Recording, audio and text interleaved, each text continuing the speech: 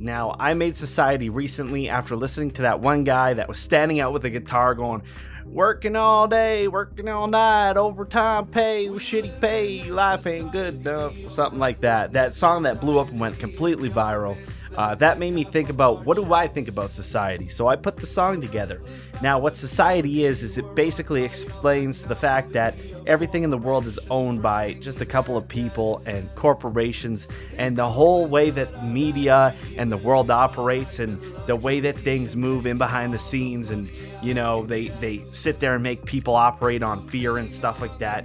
It makes everybody extremely anxious and depressed, and there's so much suicide that happens. There's so many people that can't afford to pay their rent.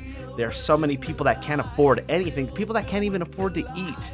You know what I'm saying? And like life, it's gotten to a point where it's just honestly, it's a modern day slavery. As much as that might be controversial to say, it is like a voluntary modern day slavery. That's what society is now. The album art for it's depicted by a guy in a top hat and a wand with money floating around him and diamonds and shit like that.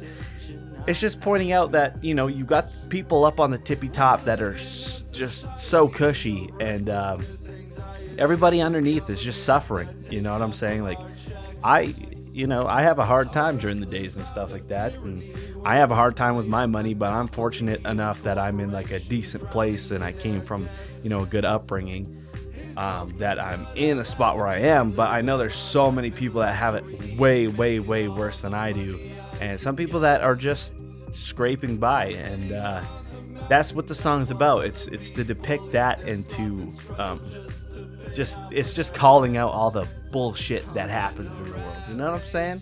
And I think it turned out into a pretty good song for the context of that, and it's fun to listen to and bop as well, and it's kind of like awakening for anybody who's into that stuff.